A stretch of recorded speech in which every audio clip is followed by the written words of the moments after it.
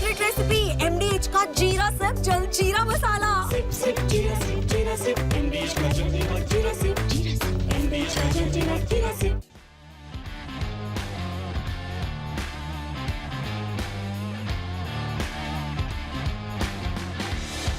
नमस्कार, स्पोर्ट्स 9 में आप सभी का स्वागत है। मैं हूं शिवेंद्र, मेरे साथ हैं मेरी सहयोगी अंकिता। और IPL अब लगभग उसी लाइंस पर चल रहा है जो कुछ उससे एक्सपेक्टेड था। वो टीमें जो प्लेऑफ की रेस से बाहर हो चुकी हैं, वो बड़ी टीमों को झटका दे रही हैं, बड़ी टीमों को हरा रही हैं, परेशान कर रही हैं। इसके अलावा पॉइंट टेबल में 4 टॉप की टीमें जो हैं वो हम सब जानते ही हैं। अब लड़ाई जो शुरू हो गई है वो शुरू हो गई है टॉप की 2 टीमों में बने रहने की। यानी जो हम IPL में हर टीम के लिहाज से माइलस्टोन की बात करते हैं, पहला माइलस्टोन होता है टीमों के लिए कि वो प्लेऑफ के लिए क्वालिफाई करें। उसके लिए 4 टीमें अपनी जगह बना चुकी हैं, लेकिन अब लड़ाई जो है वो पॉइंट टेबल में टॉप 2 में रहने की है, ताकि आपको उस टीम को फाइनल में पहुंचने के लिए एक मैच और मिले। क्या कुछ है आज के मेन्यू में, यानी आज कौन सी 2 टीमें मैदान में होंगी, उसके अलावा बीती रात किस तरह से लखनऊ ने गुजरात को झटका दिया, ये सब कुछ आपको इस शो पर बताएंगे। सबसे पहले अपडेट से शुरुआत करते हैं, फिर सिलसिलेवार बात को आगे बढ़ाएंगे। आज IPL का 65वां यानी 65 मैच खेला जाएगा। आज हैदराबाद की टक्कर बेंगलुरु से होगी। एक बार फिर वही कहानी, जहां पर एक टीम प्लेऑफ की रेस से बाहर हो चुकी है और दूसरी टीम जो है वो ना सिर्फ प्लेऑफ की रेस में है, बल्कि वो नंबर 1 की पोजीशन पर भी पहुंच सकती है। तो एक बड़ी टीम और एक अपेक्षाकृत कमजोर टीम आप कह सकते हैं इस सीजन की, हैदराबाद, आज आपस में टकराएंगे। लेकिन अब जब हैदराबाद की टीम पर कोई प्रेशर नहीं होगा, उस तरह का दबाव नहीं होगा, तब क्या वो भी वही काम करेगी जो बीती रात लखनऊ की टीम ने किया, या इससे पहले भी कुछ टीमें करती आई हैं। बहरहाल कुल मिलाजुलाकर कहानी यही है कि सावधानी में ही सुरक्षा है और सावधानी बरतनी होगी हर हालत में बेंगलुरु की टीम को, क्योंकि हैदराबाद की टीम इस सीजन में जरूर वो उस तरह से नहीं कर पाई जैसा परफॉर्मेंस उसने पिछले सीजन में किया था, लेकिन उनके दमखम को कम आंकना भी नहीं चाहिए और मुझे लगता है कोई आंकेगा भी नहीं। बिल्कुल। और देखिए, मतलब जैसे हमने बात की कि अब प्रेशर नहीं है, मतलब जो निचले क्रम की टीमें हैं जो प्लेऑफ के लिए से बाहर हो गई हैं, उनके पास अब खोने के लिए कुछ नहीं है, तो वो अच्छा प्रदर्शन भी करेंगे और फिर वही होता है कि गेम बिगाड़ेंगे। जैसे कि कल आपने देखा कि लखनऊ की टीम ने गेम बिगाड़ा है यहाँ पर गुजरात टाइटंस का, तो ऐसा ही कुछ जो है वो हैदराबाद की टीम भी कर सकती है। हालांकि हैदराबाद की टीम के साथ जो RCB का पिछला मैच 25 अप्रैल को खेला गया था, वहां पर एक बड़े मार्जिन से जो है वो RCB की टीम ने मैच को जीता भी था, तो एक प्लस पॉइंट भी RCB के लिए। और RCB की टीम हाल फिलहाल में काफी अच्छा प्रदर्शन भी करके आ रही है, लेकिन हैदराबाद की टीम को भी कम नहीं आंकना चाहिए, उनके पास खोने के लिए कुछ नहीं है। तो मिला जुला अगर हम थोड़ा सा उसका आंकड़े निकाले, तो कहीं ना कहीं थोड़ा सा जो प्रेशर जो है वो RCB के पास डेफिनेटली होगा, क्योंकि टीम चाहेगी कि भाई पहले नंबर पर जाए, एक्स्ट्रा मैच उन्हें खेलने का मौका मिले। और हैदराबाद की टीम भी यही चाहेगी कि भाई यहाँ से जो भी टीमें हों, जो भी खिलाड़ी हों, अच्छा प्रदर्शन करें। और खासकर जब मैच खत्म होता है, आपके पास जब चांसेस कम होते हैं, जब आपके पास मौके थोड़े से कम होते हैं कि भाई अब मैच खत्म होने वाला है, तो वहां से आप बेहतरीन बल्लेबाजी करके फैंस को एक अच्छा गिफ्ट दे सकते हैं कि वहां से बल्लेबाजी आपकी अच्छी हो जाए। और बाकी तो RCB की टीम में हमने देखा है कि लगातार जो मैच जीती है, वो कहीं ना कहीं उनका पूरा ओवरऑल जो वो हम बात करते हैं, कॉम्बिनेशन की बात करते हैं, वो बेहतरीन नजर आया इस ओवरऑल मैच में। बिल्कुल। और इसीलिए जो हम बात कर रहे हैं वो यही कि अब जो नजर होगी टीम की वो इसी बात पर होगी कि वो नंबर 1 की पोजीशन पर पहुंचे, और ये उसके लिए मुश्किल नहीं है। जैसा आपने भी कहा कि जिस तरह की परफॉर्मेंस इस सीजन में रही है, जिस तरह का कॉम्बिनेशन उसका इस सीजन में रहा है, निश्चित तौर पर बेंगलुरु अगर नंबर 1 पर पहुंचती है तो किसी को ताज्जुब नहीं होगा। टीम में बहुत सारे स्टार हैं, लेकिन इस बार स्टार वैल्यू से अलग हटकर ये टीम एक टीम की तरह से परफॉर्म करती नजर आई है, जहां बहुत सारा बैलेंस है, टीम में संतुलन है। इसीलिए अगला अपडेट जो है हम उसमें यही चर्चा भी कर रहे हैं कि इन दोनों टीमों की कहानी क्या है इस वक्त। कहानी यह है कि बेंगलुरु के पास आज नंबर 1 पर पहुंचने का मौका है। हैदराबाद की टीम प्लेऑफ के रेस से बाहर हो चुकी है। हैदराबाद क्या कर सकती है? हैदराबाद पॉइंट टेबल में अपनी पोजीशन को बेहतर कर सकती है। हैदराबाद के अभी इस सीजन में 2 मैच बाकी हैं। हैदराबाद के पास 13 अंक तक जाने का मौका है। अभी उसके पास 9 अंक हैं। अगर वो 2 मैच और जीत जाती है तो 9 + 4 13 अंक उसके हो जाएंगे। बारिश की वजह से जो है उसका एक मैच धुल भी गया था। तो अब जो टीमें हैं, मतलब एक 2 तरह की अलग अलग लड़ाइयां चल रही हैं इसी लीग में। अगर आप पॉइंट टेबल देखेंगे अंकिता, टॉप की जो 4 टीमें हैं वहां लड़ाई चल रही है कि टॉप 2 में कौन रहेगा, और बॉटम की जो 6 टीमें हैं वहां लड़ाई ये चल रही है कि कौन बॉटम 2 में नहीं रहेगा। उस लिहाज से हैदराबाद की टीम अपना पूरा जोर भी लगाएगी। बिल्कुल। और देखिए पिछले मैच में भी हमने देखा था कि जोर लगाया गया था और वो जोर जो है वो आपको लगाना पड़ेगा, क्योंकि कोई भी टीम जो है वो नहीं चाहेगी कि नंबर 10 नंबर 9 की पोजीशन पर कोई भी टीम मौजूद है। और खासकर आरसीबी के लिए भी नंबर 1 पर पहुंचना जो है वो बहुत ज्यादा इंपॉर्टेंट है, क्योंकि पिछला मैच जो है वो जीटी हार गई है। हालांकि अभी भी जीटी जो है वो पॉइंट टेबल में पहले पायदान पर है, लेकिन जैसे ही यहाँ पर आरसीबी जीतेगी उसके 2 पॉइंट्स हो जाएंगे, यानी कि 19 पॉइंट जो है वो आरसीबी के हो जाएंगे। और जो पिछला मैच बारिश की वजह से धुल गया था आरसीबी का, अब एक बार फैंस को एक बार फिर से वही विराट कोहली का जो हम कहते हैं ना कि रिटायरमेंट के बाद जो है वो पहली दफा आपको ग्राउंड पर दिखाई देंगे, तो वो शोर भी रहेगा, वो रोर भी रहेगा आरसीबी का। और आरसीबी की बात इसलिए भी होती है क्योंकि भाई 18 सालों का इंतजार जो है वो फैंस भी कर रहे हैं, विराट कोहली भी कर रहे हैं। एक ही टीम, एक ही फ्रेंचाइजी के साथ वो लगातार कंटिन्यू एक ही टीम के साथ खेलना बहुत बड़ा प्रेशर भी होता है। कप्तानी बदली, फिर ये लगा कि शायद कप्तानी बदलेगी तो स्थिति भी बदल जाएगी, बहुत सारे कप्तान भी बदले, लेकिन अभी तक तो लग रहा है कि साल 2025 जो है वो गुड लक जो है वो आरसीबी के लिए लेकर आएगा। रजत पाटीदार की कप्तानी, जो हम बार बार बात कर रहे थे कि सिर्फ विराट की टीम नहीं है, यहाँ पर ओवरऑल टीम नजर आ रही है।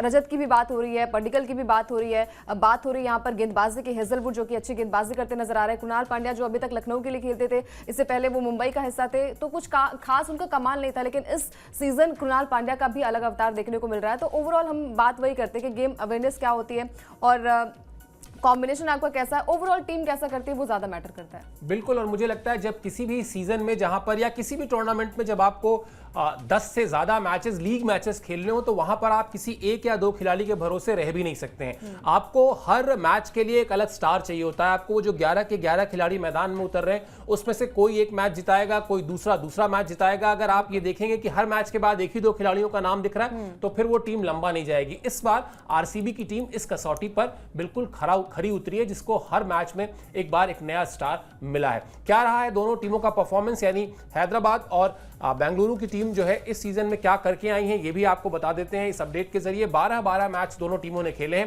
बेंगलुरु के खाते में 8 जीत है। कमाल की परफॉर्मेंस है, इसमें कोई दो राय ही नहीं है। 3 हार और 1 मैच रहा उनका बेनतीजा। हैदराबाद के खाते में आधी जीत है, मतलब बेंगलुरु की 8 है तो हैदराबाद की उससे ठीक आधी है, यानी 4 जीत है, 7 हार है और 1 मैच उनका भी बेनतीजा। पिछले 5 मैच से अजेय है बेंगलुरु की टीम, यानी जो बात अभी अंकिता ने शुरुआत में कही थी कि जिस तरह का मोमेंटम चाहिए होता है, वो मोमेंटम इस टीम के पास है और वो मोमेंटम चाहेगी कि बना रहे। कतई नहीं चाहेगी बेंगलुरु की टीम कि इस वक्त जब वो प्लेऑफ के में पहुंच चुकी है, टॉप 2 की लड़ाई लड़ रही है, तो यहां पर जाकर कहीं कोई गड़बड़ हो। पिछले 5 मैच में हैदराबाद की टीम को जरूर 2 जीत और 2 हार मिली है, 1 मैच उसका बारिश की वजह से नहीं हो पाया था। तो ये रहा दोनों ही टीमों का जो परफॉर्मेंस का इस सीजन में आकलन है, वो आपकी स्क्रीन पर है। अब बात कर लेते हैं जरा ये भी कि कैसा रहा है इससे पहले, यानी जब हम हमेशा आपको बताते हैं ताकि एक ओवरऑल बड़ी पिक्चर तैयार हो सके, आपको यही बताते हैं कि दोनों टीमों में किस तरह का अब तक राइवलरी रहा है, किस तरह का डेटा रहा है। अगर आप आईपीएल की हिस्ट्री उठाकर देखेंगे तो 25 मैच खेले गए हैं। हैदराबाद ने 13 मैच में जीत हासिल की है, जबकि बेंगलुरु को 11 मैच में जीत मिली है। दोनों टीमों के बीच एक मैच का नतीजा नहीं निकला है, तो यहां भी कांटे की टक्कर दिखाई दे रही है। और जो बात हम और अंकिता लगातार कर रहे हैं कि बेंगलुरु की टीम अच्छी लय में है, हैदराबाद की टीम से अब वो प्लेऑफ का प्रेशर हट चुका है। आज कुल मिला जुला के अंकिता, वही जो मेरी बड़ी फेवरेट लाइन है कि दर्शकों को जो है पैसा वसूल मैच देखने को मिलना चाहिए। दोनों टीमों के पास अपने अपने मोटिवेशन है। बेंगलुरु की टीम नंबर 1 पर जाने की कोशिश करेगी, हैदराबाद की टीम जैसा हम लगातार कर रहे हैं कि वो कोई भी नहीं चाहता कि वो 9वें या 10वें नंबर पर है। 6-7 पोजीशन फिर भी एक डिसेंट पोजीशन होती है। और पिछले सीजन में अगर आपने फाइनल खेला है, उसके बाद अगर आप 9वें या 10वें नंबर पर जाते हैं तो वो थोड़ा और चुभने वाली बात रहती है। इस लिहाज से हैदराबाद की टीम चाहेगी कि वो और बेहतर करे, यानी दर्शकों के लिए एक टोटल पैसा वसूल मैच एकदम तैयारी कर रहा है। बिल्कुल। और पिछला मैच आपको याद होगा जो कि लखनऊ के साथ ही खेला गया था, वहां पर भी हमने देखा था कि एक जीत बड़ी आई थी यहाँ पर हैदराबाद की टीम की, तो वो जीत जो है वो आई भी है। और खासकर अभी 2 मैचेस बचे हैं, यानी कि आज का मैच और एक जो अभी आगामी मैच होगा, वहां पर भी अभी मौका है अपने आप को पॉइंट्स टेबल पे और बेहतरीन करने का। क्योंकि अगर आपके पास जब खोने के लिए कुछ नहीं, तो कम से कम लास्ट में जाते जाते फैंस को कुछ यादगार लम्हे देकर जाइए, कुछ अच्छे मोमेंट्स देकर जाइए, कुछ अच्छे शतकीय पारी देकर जाइए, क्योंकि अभी तक वो शतक का जो खुमार है, जो शतक की बहार है, वो उस तरीके से देखने को मिली नहीं है। तो बस वही है कि यहाँ पर आरसीबी के लिए मौका अच्छा है कि यहाँ से जो फैंस हैं, खासकर विराट कोहली के फैंस जो हैं, जो आरसीबी के फैंस हैं, जो विराट कोहली को देखने के लिए आएंगे, क्योंकि पिछला मैच जो बारिश की वजह से नहीं हुआ था, वो मैच कहीं ना कहीं फैंस वहां पर जुटे थे, वो व्हाइट जर्सी में नजर आए थे। तो ये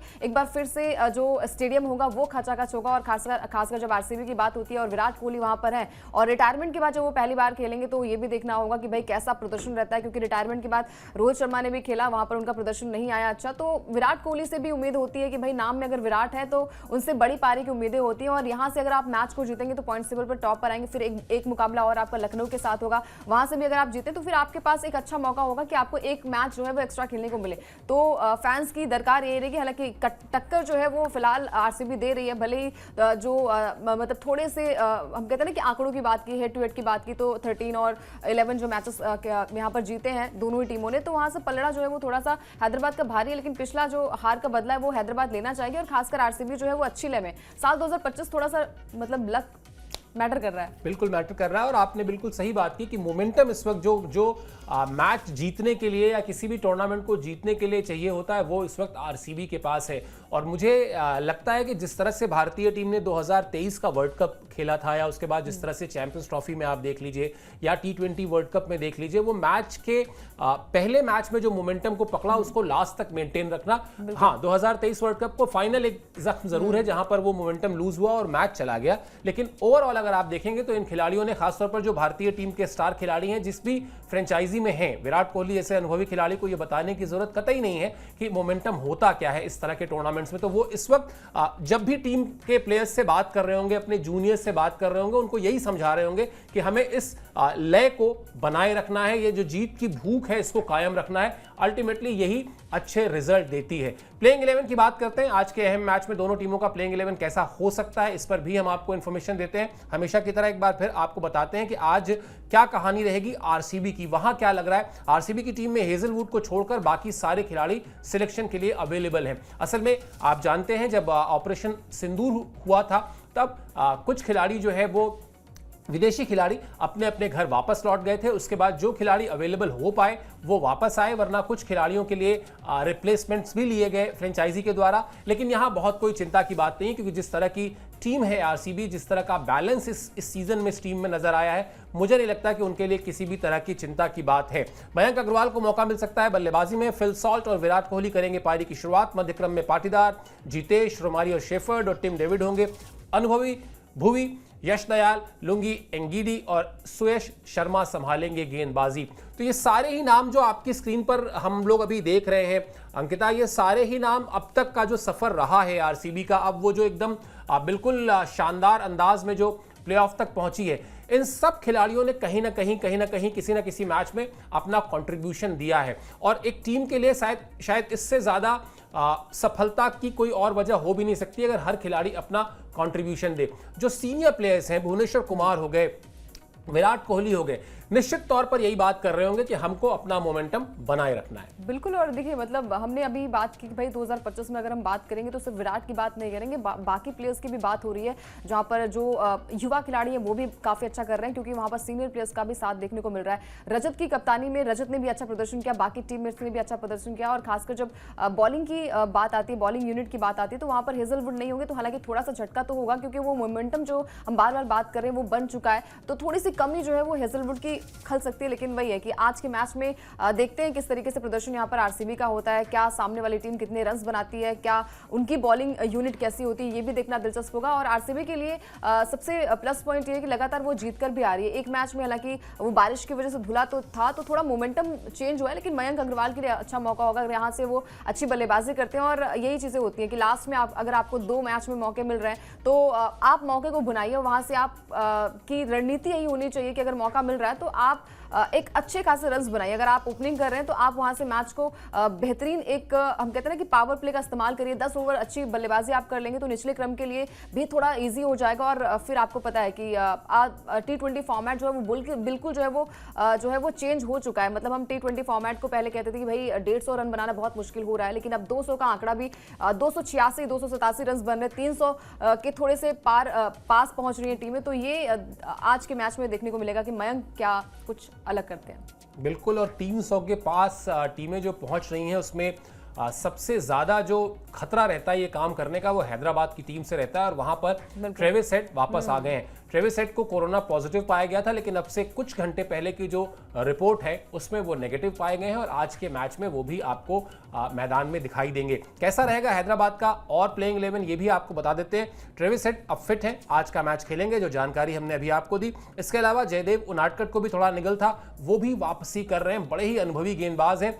पता नहीं क्यों ये बदकिस्मती है कि भारतीय क्रिकेट टीम के साथ वो उस तरह की परफॉर्मेंस नहीं कर पाए, लेकिन आईपीएल का एक बहुत ही स्थापित नाम है, प्रूवन कस्टमर है, अच्छी गेंदबाजी करते हैं, बहुत ही सोच समझ के साथ गेंदबाजी करते हैं। और इसके अलावा पैट कमिंस तो हैं ही, हर्षल पटेल, ईशान मलिंगा भी गेंदबाजी संभालेंगे। बल्लेबाजी में नीतीश रेड्डी है, हेनरिक क्लासन है, अनिकेत हैं, यानी इस टीम के पास वो पावर है, वो पावर नहीं बल्कि पावर हाउस है कि ये टीम जो है वो 300 रनों के आसपास जो पहुंचती रही है पहले भी, और वो एक बार फिर प्रयास यही करेगी कि वो इस आंकड़े के करीब जाए। कितना करीब और जा सकती है ये देखना दिलचस्प होगा। हालांकि 286 तक एक बार जा चुके हैं मेरे ख्याल से, तो 286 टीम 286 तक जाने का मतलब है कि दिल्ली बहुत दूर नहीं है, अगर 300 रन को दिल्ली मान लिया जाए तो। चलिए अब आपको फटाफट बताते हैं कि किस तरह का विकेट रहने वाला है आज के मैच में, क्योंकि पिच को लेकर तमाम क्रिकेट फैंस की क्यूरियोसिटी रहती है। आप लोग भी अक्सर वीडियो में हमसे ये सवाल पूछते हैं कि भाई क्या रहने वाली है विकेट। तो विकेट बता दें, आज का मैच लाल मिट्टी की पिच पर खेला जाएगा। ऐसा इसलिए क्योंकि बेंगलुरु की टीम जो है वो होम टीम है, और उसको ये मौका दिया गया वो चुनने का, तो उसने काली मिट्टी की विकेट की बजाय लाल मिट्टी की विकेट को पसंद किया। और इससे जो फायदा होगा या इससे जो फर्क पड़ेगा वो ये पड़ेगा कि अतिरिक्त उछाल और घुमाव देखने को मिलेगा। पिछला मैच काली मिट्टी की पिच पर खेला गया था, आज के मैच में टॉस का रोल बेहद अहम रहने वाला है, और इसलिए भी ये जो चेंज हुआ है वो जो अपने अपने कॉम्बिनेशन को देखकर टीमें करती हैं, क्या उनकी ताकत है, किस तरह का बॉलिंग अटैक है, उस बॉलिंग अटैक को किस तरह की पिच सपोर्ट करती है, किस तरह की पिच उसके लिए सूटेबल है, ये सब देखकर टीमें फैसला करती हैं। और होम टीम का को ये फायदा होता है, अक्सर एडवांटेज था उनके पास, उन्होंने लाल मिट्टी की पिच को चुना है आज के मैच के लिए। लेकिन मैं आ रहा हूं घूम फिरकर वापस आरसीबी के स्टार और तमाम मतलब करोड़ों क्रिकेट फैंस की धड़कन। पिछली बार तो इंतजार रह गया था अंकिता, बारिश हो गई, और वो जो बहुत ही बेसब्री से लोग तैयारी कर रहे थे कि विराट कोहली ने जो वो रिटायरमेंट अनाउंसमेंट की, जिसको लेकर तमाम सारी बातें कही गई, लेकिन वो अभी बातें हटा देते हैं। मैदान के भीतर एक क्रिकेटर के तौर पर उनको देखने के लिए आज जो फैंस पहुंचेंगे, निश्चित तौर पर उनका एक्साइटमेंट लेवल अलग किस्म का होगा। देखिए मतलब जब बारिश की वजह से धुला था मैच, वो बहुत इमोशनल करने वाला मैच था, क्योंकि 12 को उन्होंने रिटायरमेट का ऐलान किया। उसके बाद जब मैच स्टार्ट हुआ, शुरू वाला मैच जो था वो बारिश की वजह से धुला था, और वहां से फैंस का इमोशनल करने वाला वीडियो भी आया था, और बहुत मतलब एक कहते हैं ना कि अलग तरीके से विराट नजर आता है। और विराट कोहली भी शायद इमोशनल हो गए होंगे सारे वीडियोस देखे फैंस को, कि भाई फैंस इस तरीके से उन्हें मतलब अच्छे खासे एक प्लेयर की अगर हम बात करें तो हर कोई चाहता है कि भाई फैंस की वजह से ही कोई खिलाड़ी बनता है, और वो लगातार फॉर्म में बरकरार रखना अपने आप में बहुत बड़ा चैलेंज होता है। और एकाना स्टेडियम में एक बार फिर से फैंस आएंगे, और फिर से वही दलील की जा रही है कि भाई जो व्हाइट जर्सी है वो पहन के आई जाए, और विराट कोहली को एक कहते हैं ना कि अच्छा ट्रिब्यूट जो है वो दिया जाए, जो कि हर फैंस जो है वो चाहता है कि विराट कोहली अच्छी बल्लेबाजी करें। और सबसे बड़ी बात है कि इस सीजन जो है वो टीम गेम नजर आया है, और जब प्ले ऑफ के लिए क्वालिफाई हुई है टीम, तो डेफिनेटली हर कोई चाहता है कि भाई एक चांस है, एक मौका है अपने आप को प्रूव करने का, और आईपीएल की ट्रॉफी जीतने का जो सपना जो है वो 17 साल से पूरा नहीं हुआ, क्या पता रजत की कप्तानी में वो पूरा हो जाए। और जब कप्तानी की बात आती है तो विराट कोहली जो है वो पीछे से बैक एंड से जो है कहते हैं ना कि सपोर्ट भी करते नजर आए हैं, चाहे वो कोई बॉलर्स की बात हो, चाहे वो कप्तानी की बात हो, चाहे वो रजत की बात हो, हर कोई जो है वो अच्छा करता नजर आया है। और उम्मीद यही है कि आज के मैच में भी विराट का जो अंदाज है ना वही नजर आया, मतलब एक बल्लेबाजी वो ऐसे करके जाएं कि वो यादगार रहे, और फैंस भी यही चाहते हैं कि आज के मैच में विराट कोहली का बल्ला जो है वो जमकर बोले। बिल्कुल, और विराट कोहली जिस तरह के खिलाड़ी हैं, कई बार तो ऐसा भी लगता है कि शायद फ्रेंचाइजी क्रिकेट से अलग हटकर भी उनके पास ऐसा फैन बेस है, इस तरह के चाहने वाले उनके हैं कि हो सकता है वो किसी और टीम को सपोर्ट करते हो, लेकिन जब विराट मैदान में है तो वो विराट को इतना पसंद करते हैं, उनको इतना एडमायर करते हैं कि उनको सपोर्ट करते हैं। चलिए अब बात करते हैं बीती रात के उस मैच की, जहां पर लखनऊ ने जो है जोर का झटका दिया, और झटका भी दिया लीग में पॉइंट टेबल में नंबर 1 चल रही टीम यानी गुजरात टाइटंस को। लखनऊ ने गुजरात को 33 रन 33 रन ठीक ठाक मार्जिन माना जाएगा और यानी बड़ी ही कन्विंसिंग जीत रही और गिल की कप्तानी में नंबर 1 टीम को ये झटका लगा है। निश्चित तौर पर शुभमन गिल अब जल्दी से जल्दी इस लय में वापस आना चाहेंगे, अपनी टीम को जीत की पटरी पर अगले मैच में वो चाहेंगे कि लौटे। लखनऊ ने गुजरात को 236 रन का लक्ष्य दिया था और गुजरात की टीम 202 रन ही बना पाई। यानी अगर आप दोनों टीमों के स्कोर को जोड़ दें तो 438 रन बन गए 40 ओवर में। यानी क्या कमाल का एंटरटेनमेंट हुआ दोनों टीमों की तरफ से। ये दर्शकों के लिए इसी तरह के मैचेस जो है वो यादगार रहते हैं। लेकिन हम बात करेंगे अंकिता उस मार्जिन पर जो मार्जिन इस मैच में जीत और हार के बीच है, यानी 33 रन। T20 का फॉर्मेट 20 ओवर का मैच और 33 रन अगर आपने 33 रन से अगर आपने हराया है तो ये कहा जाएगा, आंख मूंद कर आप कह सकते हैं कि एक तरीके से कंप्लीट कन्विंसिंग जीत थी ये। बिल्कुल। और देखिए मतलब आपने स्टार्ट अच्छा दे दिया था। अगर हम गुजरात की बात करें तो स्टार्ट काफ़ी अच्छा मिल गया था। मतलब पावर प्ले की अगर हम बात करें तो 85 पर 2 विकेट्स गिरे थे। मतलब 4.3 में अगर आपके दूसरा विकेट गिरता है तो आपने बहुत तेज़ी से शुरुआत जो की थी और कहीं ना कहीं ये दर्शाता है कि टीम जो है वो काफ़ी अच्छा स्टार्ट कर रही थी। लेकिन वही है कि बात की जो बल्लेबाजी थी, जो जहाँ पर हम कहते हैं कि राहुल तेवतिया की बात है जो पावर हिटर के तौर पर जाने जाते हैं, उनका जो कंट्रीब्यूशन रहा है वो थोड़ा सा और बढ़ जाता तो शायद ये मैच गुजरात जीत जाती। हालांकि प्लेऑफ की रेस में टीम क्वालिफाई कर चुकी है, लेकिन वही हम बार बार बात करते हैं जो एक्स्ट्रा आपको मैच खेलने का मौका मिलता है वो अगर आप गवाएंगे तो फिर आप अपने पैर पे कुल्हाड़ी मार रहे हैं। और यहाँ पर लखनऊ की टीम ने, हम कहते हैं ना कि जाते जाते उन्होंने गेम जो है वो बिगाड़ दिया यहाँ पर गुजरात की टीम का और कन्विंसिंग जीत रही है। मतलब 33 रन से अगर आप मैच को जीतते हैं तो कोई प्रेशर जो है वो लखनऊ के पास था भी नहीं और लखनऊ की टीम जो है वो काफ़ी फॉर्म में नजर आ रही है। हालांकि यहाँ पर टीम की बात करें तो जॉस बटलर और शुभमन गिल मतलब स्टार्ट जो है वो थोड़ा सा गुजरात की टीम को नहीं मिल पाया था। बिल्कुल, शुरुआत मिला भी तो उस तरह का नहीं मिला जिस तरह का मिलना चाहिए था जब आप 225 से ज़्यादा रन को चेस कर रहे हो। और उसके अलावा जो बड़ी बात रही जिस पर हम आगे बात भी करेंगे कि कोई भी बल्लेबाज जो है उसने ये नहीं सोचा कि अगर हम 225 से ज़्यादा रन चेस कर रहे हैं तो हमको अंत तक रहना पड़ेगा क्रीज पर। योगदान सबने दिया, इस पर अभी हम चर्चा भी करेंगे। खैर चलिए लखनऊ की तरफ की पहले बात कर लेते हैं। लखनऊ की तरफ से शानदार बल्लेबाजी देखने को मिली। मिचेल मार्श ने ताबड़तोड़ शतक लगाया। अपडेट दिखा दीजिए। मार्श ने 64 गेंद पर 117 रन बनाए जिसमें 10 चौके और 8 छक्के शामिल थे। इसके अलावा निकोलस पूरन ने 27 गेंद पर 56 रन बनाए। कप्तान ऋषभ पंत ने 6 गेंद पर 16 रन बनाए। नॉट आउट रहे तो थोड़ा सा कम से कम राहत की सांस जरूर ली होगी कि चलो कुछ नहीं से कुछ भला, कम से कम 16 रन बने तो, और 6 गेंद पर बने और इसमें 2 छक्के थे और सबसे बड़ी बात यह कि नॉट आउट लौटे। लेकिन अगर इस टीम की अब बात करें, हालांकि प्लेऑफ की रेस से बाहर है, हालांकि अब वो खिताब उसके पास नहीं आना है, लेकिन हम जो बात हमेशा कहते हैं ना कि आप 4 में नहीं आए, टॉप 4 में नहीं आए तो उसके बाद सेकेंड बेस्ट ऑप्शन आपके पास क्या है कि आप 5वें नंबर पर रहें, 6ठे नंबर पर रहें, 7वें नंबर पर रहें, इससे नीचे ना जाएं तो कहा जाएगा कि आपकी परफॉर्मेंस ठीक थी।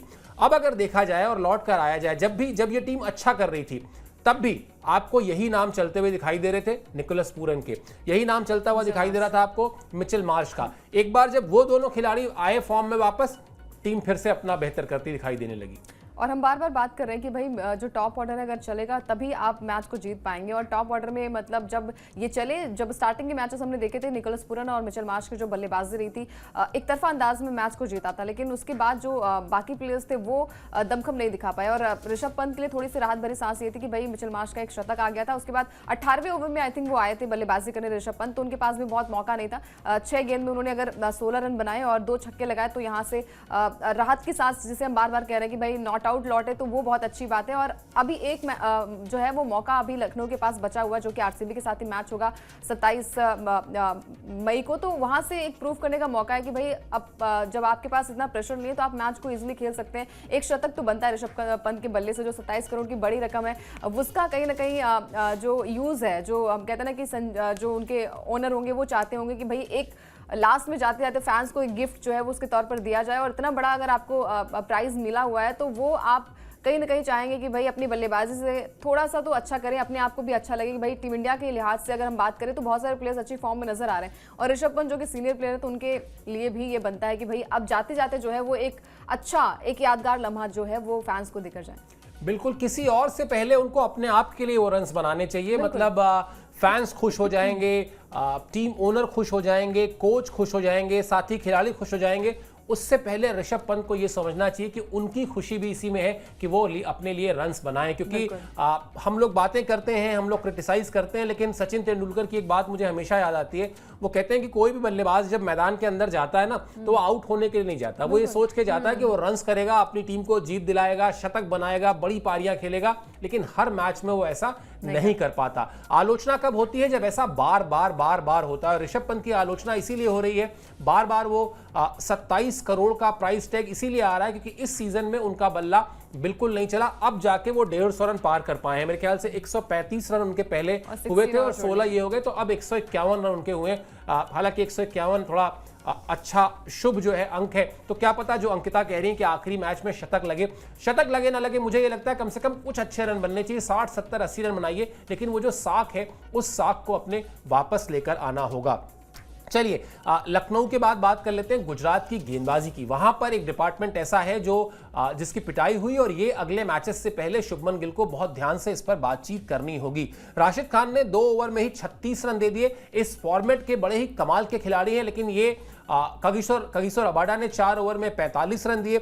और बड़ी बात यह है कि राशिद खान और कगिसो रबाडा को कोई सफलता भी नहीं मिली। प्रसिद्ध कृष्णा ने भी 4 ओवर में 44 रन दिए। अब अंकिता यहां पर बैठकर जब बातचीत करेंगे ना, तो ये मेरे ख्याल से जो एजेंडा होगा, जो बातचीत का लब्बो लुआब होगा, वो ये होगा कि क्या सिर्फ एक मैच हमारा खराब गया, क्या एक मैच में हमारे गेंदबाज ऑफ कलर हो गए, क्या एक मैच में हम विरोधी टीम के जो बल्लेबाज थे उनकी आक्रामकता के आगे हम बैकफुट पर चले गए। और अगर सिर्फ एक मैच की बात है फिर तो कोई बात नहीं, हम पैनिक बटन नहीं दबाएंगे, हम परेशान नहीं होंगे, हम इसको ठीक कर लेंगे। लेकिन अगर ऐसा लगता है कि नहीं ये बहुत चिंता का विषय है अगले मैचेस के लिए, तो ये एक ऐसा डिपार्टमेंट है गेंदबाजी का गुजरात का जिसको उनको दुरुस्त करना होगा अगर खिताब को जीतने का सपना देखते रहना है तो। देखिए मतलब एक मैच है और जैसे हम बात करते हैं कि जो दिन है वो बुरा अच्छा हो सकता है, तो एक मौका है यहाँ से आपको अगर आगे के मैचेस जीतना है, क्योंकि अभी मौके हैं आपके पास, और उस मौके को अगर आपको भुनाना है तो आपको हर डिपार्टमेंट में जो है वो निगाहें दौड़ानी पड़ेगी, खासकर कप्तानी को, क्योंकि जब भी बात आएगी आप जीतेंगे तब भी आपकी बात होगी, जब हारेंगे तब भी कप्तानी पर जो है वो ठीकरा फोड़ना पड़ेगा, और फोड़ा भी जाता है, जो कि शुभमन गिल को समझना पड़ेगा कि कहाँ पर उनसे चूक हुई है, और इस चूक को जो है वो अगले मैच में नहीं दिखाना होगा। यही टीम जो है वो लगातार अच्छा प्रदर्शन करती है तो हम वाहवाही भी करते हैं। अगर एक मैच में अगर आपको विकेट्स नहीं मिलते, मतलब अगर हम राशिद खान की बात करें जो कि बहुत ही सीनियर खिलाड़ी हैं, जो बहुत ही बढ़िया उनकी गेंदबाजी रहती है, बल्लेबाजी भी वो निचले क्रम में बल्लेबाजी भी कर लेते हैं, तो 2 ओवर में अगर आपके 36 रन खर्च हो गए तो ये बहुत बड़ी बात होती है। और जब सामने कोई बल्लेबाज टिक जाता है, मिचेल मार्श जो कि भाई तूफानी बल्लेबाजी, और हम बार बार वही बात करते हैं कि जैसे जैसे WTC फाइनल जो है वो नजदीक आ रहा है, वैसे वैसे सारे प्लेयर्स जो है वो थोड़े से और फॉर्म में आ रहे हैं, तो ये अपनी टीम के लिए भी खेलते हैं, और जब अपनी टीम आती, मतलब इंटरनेशनल मैचेस की बात आती है, वहां पर भी अच्छा प्रदर्शन करते हैं। तो देखना ये होगा कि कहां पर चूक हो रही है। अगर कोई गेंदबाज तालमेल नहीं बैठा पा रहा है और वहां से रन ज्यादा खर्चे हो रहे हैं, तो आगे के मौके अगर आपके पास बचे हैं और वहां से आप अच्छा प्रदर्शन कर सकते हैं। बिल्कुल, मुझे लगता है ये जो सारे सीनियर प्लेयर्स हैं उनसे पूछ लिया जाता होगा कहीं कोई चिंता की बात तो नहीं है, कहीं कोई फिटनेस का इशू तो नहीं है, क्या हो गया आखिर आपको, आपकी रिदम नहीं मिल पाई। और फिर उसके बाद ये चीजें वही है कि आप जब अच्छा लगातार करते आ रहे हो और एक आध मैच खराब हो जाए तो आपको थोड़ा सा पेशेंस दिखाना पड़ता है। मुझे लगता है शुभमन गिल के लिए भी बड़ा एक टर्निंग पॉइंट है, क्योंकि इस समय उनकी कप्तानी की बात चल रही है टीम इंडिया को लेकर कि वो कप्तान बना दिए गए हैं, बस अनाउंसमेंट होना बाकी है, और उससे पहले अगर वो कप्तानी में इस तरह की चीजें करें तो कहीं ना कहीं उनका सैंपल साइज, लीडरशिप की जो स्किल्स है उस पर बड़ा होगा, सीखने को बहुत कुछ मिलेगा। चलिए अब आते हैं उस बात पर चर्चा करते हैं जो मैंने पहले कहा था कि हर खिलाड़ी को स्टार्ट मिला, हर खिलाड़ी ने रन्स जोड़े, लेकिन हर खिलाड़ी में किसी ने भी ये नहीं सोचा कि हमको अगर 250 प्लस जाना है चेस करने के लिए तो एक बल्लेबाज को अंत तक रहना होगा। अपडेट दिखा दीजिए तो समझ में आएगा कि किस तरीके से, चाहे वो साई सुदर्शन हो, चाहे शुभमन गिल हो, चाहे जॉस बटलर हो, चाहे रदरफोर्ड हो, हर बल्लेबाज ने अपने लिए शुरुआती रन बनाए। साई सुदर्शन ने 21 रन बनाकर विकेट खोया, शुभमन गिल ने 35 रन बनाकर खोया, बटलर ने 33 रन बनाए यानी 33 रन बनाए, रदरफोर्ड ने 38 रन बनाए, लेकिन अंत तक कोई भी बल्लेबाज टिक नहीं पाया। शाहरुख खान ने जरूर 29 गेंद पर 57 रन बनाए और एक बार को ऐसा लगा कि शायद वो करिश्मा करेंगे, अपनी टीम के लिए मैच को मोड़ देंगे, लेकिन उनके साथ अगर एक खिलाड़ी भी कोई होता, अंकिता बिल्कुल मतलब आंख मूंद के कोई कह सकता है कि एक शुभमन गिल या एक जॉस बटलर या एक रदरफोर्ड अगर रह जाते शाहरुख के साथ और वो 2 ओवर 3 ओवर भी अगर और टिक के बल्लेबाजी कर लेते तो शायद मतलब कम से कम वो जो 33 रन का फर्क है ना, वो 33 रन का फर्क ना होता, आप और क्लोज जाते और हो सकता है आप बाजी मार भी लेते। बिल्कुल 202 पे अगर आप टीम मतलब पहुंचती है तो अगर 33 रन्स भी मतलब ज्यादा यहाँ पर आपके लिए हो रहे थे, तो अगर स्टार्टिंग के जो कुछ भी बल्लेबाज थे थोड़े बहुत और रन्स बना लेते, जैसे हम साई सुदर्शन की बात करते हैं, लेकिन मैं उन्हें नहीं कहूंगी क्योंकि वो बार बार उन्होंने अपने आप को हर एक मैच में प्रूव किया है, बहुत बेहतरीन फॉर्म में नजर आया, और एक दिन एक वक्त जो है वो आपके लिए थोड़ा सा अच्छा नहीं हो सकता है। बाकी जैसे आपने कहा कि हाँ, यहाँ से अगर थोड़े से जो पार्टनरशिप रहती है शाहरुख खान के साथ या फिर जॉस बटलर जो थोड़े टाइम के लिए टिक जाते तो मैच का रुख थोड़ा सा अलग होता। खैर यहाँ से जो लॉस है वो यही है कि भाई अभी भी आप टेबल टॉपर है, लेकिन जो 2 पॉइंट्स है वो आपको नहीं मिल पाएंगे। इसके लिए जो बाकी टीमें हैं वो अच्छा प्रदर्शन करेंगी तो वो जो है वो उनको एक अतिरिक्त मैच खेलने का मौका मिलेगा, यानी कि टॉप 2 में रहेंगे फिर भी आपके लिए बेनिफिट रहेगा। लेकिन वही है कि एक हार यानी कि अगला जो मैच है उसमें आपको बाउंस बैक करना पड़ेगा, जो गलतियां हैं उसे सीखनी पड़ेगी, और गलतियों से अगर आप सीखते हैं तो आगे के मैचेस में आपके लिए और भी बेहतर हो जाएगा। बिल्कुल, और ये सारी चीज़ें ध्यान रखनी होगी दोनों ही टीमों को। अब आपको बता देते हैं कि किस तरह से रिएक्शंस आए, यानी जो हार मिली और जो जीत मिली उसके बाद कप्तानों ने क्या कहा। पहले ऋषभ पंत की बात कर लेते हैं क्योंकि बल्लेबाजी में थोड़ा बेहतर कर पाए हैं और टीम को जीत तो मिली ही है। हमने तय किया था कि अच्छी क्रिकेट खेलना है, खुशी है कि हम कुछ मैचों में ऐसा कर पाए। सीजन में कुछ मैचों में हमारे पास जीत के मौके थे लेकिन हम उनका फायदा नहीं उठा पाए, ये भी खेल का हिस्सा है। हमारे गेंदबाजों ने अच्छा नियंत्रण रखा, आज सभी बल्लेबाजों ने अच्छा प्रदर्शन किया। हमसे फील्डिंग में कुछ गलतियां हुई, हालांकि मैं उन्हें बहाने की तरह इस्तेमाल नहीं करना चाहता। सीधी बात यह है कि हमें गलतियों से सीखना होगा और आगे बढ़ना होगा। अब बढ़ना तो होगा लेकिन अब आगे बढ़ने के बहुत सारे मौके बचे नहीं हैं। इस टीम ने शुरुआत बहुत शानदार अंदाज में की थी लेकिन फिर उसके बाद जब वो लय से उतरी तो फिर लय वापस नहीं हासिल कर पाई और इसीलिए इस टीम को जो है प्लेऑफ से बाहर जाना पड़ा। वैसे एक बात है अंकिता, ये देखिए कि मतलब गुजरात को 2 के दोनों मैचों में हराया इस टीम ने, ऐसा नहीं है। इस सीजन में 2 बार जब भिड़ी दोनों बार लखनऊ का पल्ला जो है वो भारी रहा। अब बात कर लेते हैं, आपको बताते हैं कि शुभमन गिल ने क्या कहा, क्योंकि असल में कहानी सारी वहीं पर है। नंबर 1 पर उनकी टीम है, उनसे एक्सपेक्टेशंस हैं। ये टीम जीत भी चुकी है एक बार खिताब के स्वाद को चख चुकी है। अगर हम लखनऊ को 210-220 तक रोक लेते तो ये बेहतर रहता। इसका मैच के नतीजे पर बड़ा असर पड़ा। हमने पावर प्ले में अच्छी गेंदबाजी की, ये अलग बात है कि हमें विकेट नहीं मिली, लेकिन अगले 14 ओवर में उन्होंने 180 रन बना लिए जो काफी ज्यादा थे। हम 17वें ओवर तक खेल में बने हुए थे। शाहरुख और रदरफोर्ड ने अच्छी बल्लेबाजी की। अगले मैच में हमें अपनी लय को वापस पाना होगा, ये सबसे अहम है। बॉटम लाइन बिल्कुल क्लियर है। लास्ट की जो 2 लाइनें हैं मेरे ख्याल से यही सबक भी है, यही इच्छा भी होगी, यही चाहत भी होगी शुभमन गिल की कि आखिरी के जो मैचेस अब बचे हैं जो उसमें हम टीम को अपने लय पर लेकर आएं और मतलब टॉप 2 की उस जगह को ना छोड़ें। उसके बाद फिर एक बार फिर से अपने आप को बैठकर थोड़ा रिलैक्स करें और फिर वो तैयारी करें जिसको कहते हैं खिताब के लिए जब नॉकआउट शुरू होगा। तो बॉटम लाइन, हमें अगले मैच में अपनी लय को वापस पाना है, यही सबसे अहम है। बिल्कुल, और मतलब ये चीज़ें जो है वो आई थिंक उन्हें भी पता था कि जब पावर प्ले का इस्तेमाल अच्छा किया गया और जब 14वें ओवर की बात करें तो 180 रन्स बन गए तो अपने आप में प्रेशर जो है वो क्रिएट हो जाता है। और हमने ये भी देखा कि जब ज़्यादा रन्स बन जाते हैं ना तो आप एक लक भी होता है कि भाई चलिए बल्लेबाजी थोड़ी सी अच्छी होगी, लेकिन बहुत बड़े अगर मार्जिन पे आप पहुंच जाते हैं, बहुत बड़ा टारगेट आपको मिल जाता है तो थोड़ा सा प्रेशर भी वहाँ पर हो जाता है। लेकिन अच्छी बात है कि यहाँ पर गिल ने कहा कि भाई चलिए ठीक है, यहाँ पर बल्लेबाजी अच्छी हुई, हमारी थोड़ी सी गेंदबाजी जो है वो फीकी नजर आई, लेकिन अब मौका है कि अगले मैच में हम क्या कर पाएंगे, अगले मैच में हम कैसा करते हैं। और ये दर्शाता है कि भाई एक मैच आपको जो है ना वो थोड़ा सा पीछे धकेल तो देता है लेकिन वो सीख भी देकर जाता है कि अगले मैच में अगर आपको एक मौका मिलता है, एक चांस मिलता है तो आप उस मौके का जो है वो सही से इस्तेमाल कर पाएंगे। और गिल जो है उन्होंने इस बार मतलब जो दिल नहीं जीता था 2024 में वो थोड़े से नजर आ रहे हैं। और जब से कप्तानी की बातें हो रही कि भाई गिल को कप्तानी मिलनी चाहिए, गिल जो है वो फ्यूचर कैप्टन जो है वो इंडिया के हो सकते हैं, तब से गिल का फॉर्म भी बेहतरीन रहा है। हमने देखा है कि भले ही कल वाला मैच जो लखनऊ के साथ था वो हार गई गुजरात की टीम, लेकिन वो रन जो है ना वो गिल के बल्ले से अच्छे खासे आए थे, थोड़े से और बन सकते थे, खैर वो बने नहीं। लेकिन उम्मीद यही है कि इस बार गिल का जो अवतार है, जो एग्रेशन जो है वो नजर आ रहा है। और ये लग रहा है कि कप्तान जो है वो जब कप्तानी मिलती है आपको, मतलब अभी मिली नहीं है, लेकिन जब आपको पता चलता है कि आपको कप्तानी मिलने वाली है तो वो थोड़ा सा एनर्जी भी अलग होती है आपकी। बिल्कुल एनर्जी अलग होती है। और पिछले सीजन में इस टीम ने अच्छा परफॉर्म नहीं किया था, उससे पहले ये टीम चैंपियन भी थी, तो शुभमन गिल पर बड़ी जिम्मेदारी भी है। यंग है, बहुत सारे प्लेयर्स ऐसे हैं पुराने जो उनको कहते हैं कि वो लेजेंड इन मेकिंग है। ये सारी चीज़ें जो हो रही हैं इसमें कहीं ना कहीं उनके लिए सबक है, कप्तानी के लिए सीखने को, लीडरशिप के स्किल्स सीखने को, और यही उनका असली टेस्ट भी है कि एक मैच में हार के बाद क्या वो पैनिक बटन दबाएंगे या वो अपनी टीम को कहेंगे कि हमें कुछ नहीं करना है, जैसे हम यहाँ तक पहुंचे हैं उसी तरह की, उसी ब्रांड की क्रिकेट हमको खेलनी है जिसमें डर की कोई जगह नहीं है, जिसमें घबराहट की कोई जगह नहीं है। और फिर खेल में जीत हार होती है, आप सब जानते हैं, उससे जो हार से घबरा जाता है ना, वो दरअसल पहले ही बैकफुट पे चला जाता है। तो ये सब कुछ शुभमन गिल को सीखा भी होगा, आई एम श्योर उन्होंने, और सीख भी रहे होंगे। उनके लिए बहुत अच्छा है, निश्चित तौर पर उनकी टीम के लिए भी बहुत अच्छा है, जब तक नतीजे पक्ष में आते रहेंगे। चलिए, मैच जब शुरू होगा उससे पहले प्रीव्यू शो लेकर आएंगे हमेशा की तरह, आपको और विस्तार से बताएंगे प्लेइंग 11 के बारे में, पिच को लेकर अगर कोई इंपॉर्टेंट अपडेट होगा वो भी आपको देंगे। लेकिन हमेशा की तरह जो गुजारिश है वो यही है कि स्पोर्ट्स 9 को सब्सक्राइब कर लीजिए। अभी के लिए मुझे और अंकिता को दीजिए इजाजत। आप हमसे जुड़े इसके लिए बहुत बहुत शुक्रिया, बहुत बहुत आभार।